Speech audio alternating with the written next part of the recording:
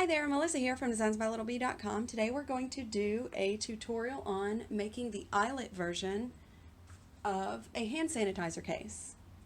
If you don't know what that looks like, we've got a lot that use snap tabs, but so our 4x4 friends can make them. I also offer an eyelet version. Here's what it looks like the way I do it. I leave the whole pocket in the back and 2 tabs. You open it up. You put your Bath & Body Works Pocket Back hand sanitizer in it, and you push it out the bottom, and then it opens like so. And then I use a large lobster clasp keyring to hook through both of these to kind of sandwich it in there so it doesn't fall out or anything like that. So today the one that I'm going to be doing is a witch. First, I hoop my stabilizer. I'm using cutaway, and I know you can tell that it's kind of a weird shape. This was a sample that was sent to me for some stabilizer, and there's no rhyme or reason to the reason why it is off at the corners and it's kind of diagonal on my hoop. It is cutaway. In my opinion, it doesn't matter what you use. It's going to be sandwiched in the hoop project, and then you're going to cut around it anyway. So it doesn't matter. You don't need to tear it. You don't need to cut it. It doesn't matter which one you use. So I have hooped my stabilizer, and I have stitched the placement step for my witch. Next, you're going to take your vinyl or leather or whatever you're using to make your hand sanitizer case, and you're going to place it to cover these stitches. If you'd like, you can tape the top and bottom. You can pin maybe at some corners. I usually just let mine sit there because I have this very trusty, handy machine, and this fabric is so thick that it's not going to like pucker or anything like that where you have to be really crazy about how you hoop it. That's how I do it. You can do it however you want. The next step is going to be the beginning of the detailed designs, whatever you're making. If you're making a unicorn, it might be a unicorn face. If you're making a Frankenstein face, it's going to be his Frankenstein face. Whatever you're making, these are going to be the next steps. For the witch, it's going to be an applique for her hat or a sketch fill for the hat. You choose. I'm going to do the applique. So I'm going to go ahead and start by doing the placement and tack down for her witch's hat.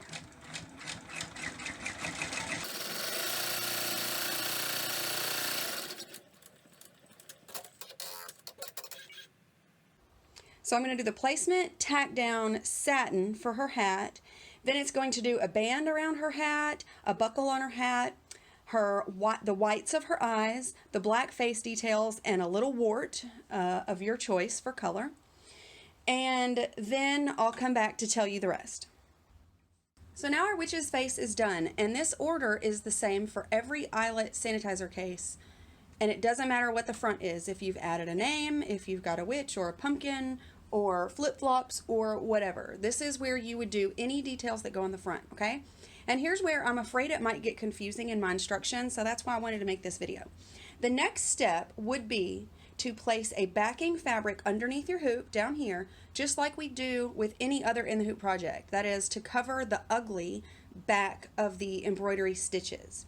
For my flip-flop case, you can see that I did that. See, the front is flip-flops, and then I've got this backing.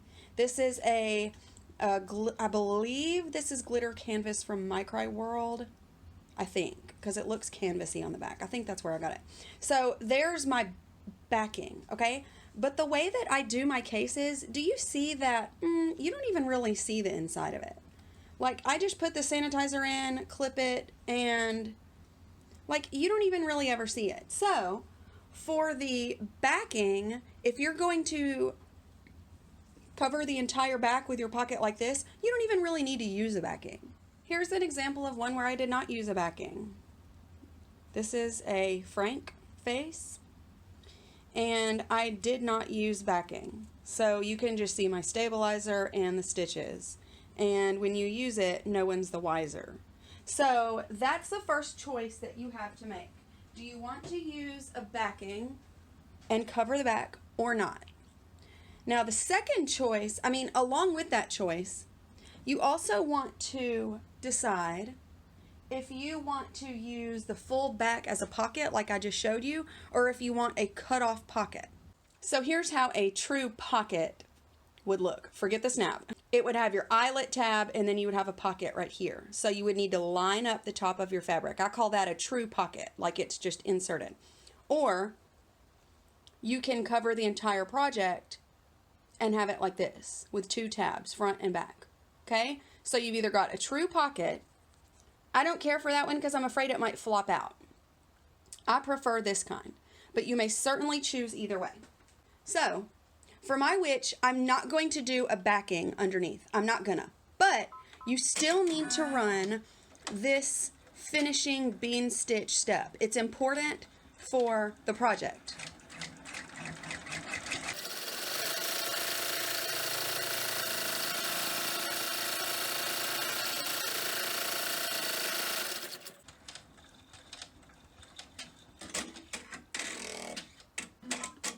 So there's my bean stitch that I ran, even though I'm not using a backing.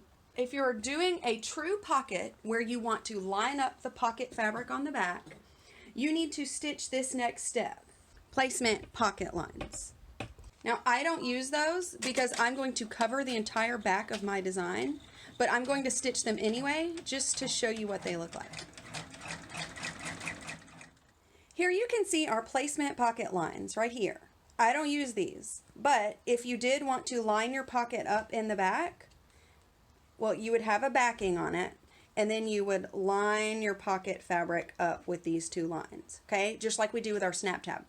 These placement pocket lines may be slightly different depending on the design. Sometimes I hide them in the satin stitch. Sometimes I hide them within the design in here. But then sometimes there's just no logical way to do that, so I'll put them outside of the design. So now what I'm going to do is take my pocket piece of fabric, which is the same size as my whole fob. I'm going to cover the whole witch's face, and then I'm going to carefully pin this fabric into place. Alrighty, now I've got my pocket fabric on the back. This is the underside of my hoop. So let's turn it. Here's my hoop, and this is the underside. Boom. There's my pocket. I pinned it from the front. That's why you can just see the little silver. And this is a lot easier to do than the snap tab where you have to line it up and make sure that snap stays in the center. That's one reason why I like this one better, because with the eyelet, you just slap it on there. As long as it covers the front, you're good to go. So I'm going to put this back in my machine and run the final step.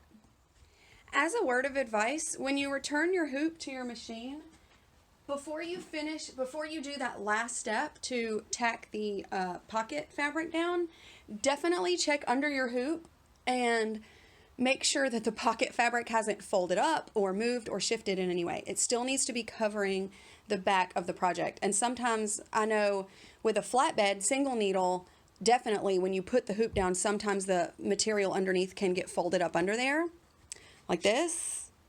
And certainly with my multi-needle, sometimes as I'm moving the easy frames in and out, it can make fabric shift underneath my frame. So here's what the back looks like now. It didn't go around the whole project, okay? It just did the back. And check out these pocket placement lines. If you use them and you think, oh no, it's such a mess back there, it's okay, you're going to cut around them. You have plenty of room to cut those right out of your project. This will not be seen. That's right at the seam allowance where you should be cutting. So now, using the front of your project as a guide,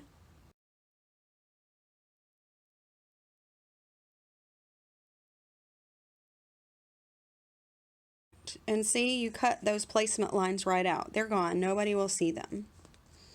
And I'm just going to let the scrap fall to the floor so I can keep yapping. Come on, you. Okay. I've got the front and the back, and I did not use a backing, so yeah, you can still see the ugly back of the witch's face. Now you install an eyelet up at the top. I like to do one in the front and one in the back to make sure. I feel like that's more durable. So here's one that's way too sweet for the witch. It's sweet as strawberries. Goes in, And then I'll just put my keyring through there when I install my eyelet. And you're good to go.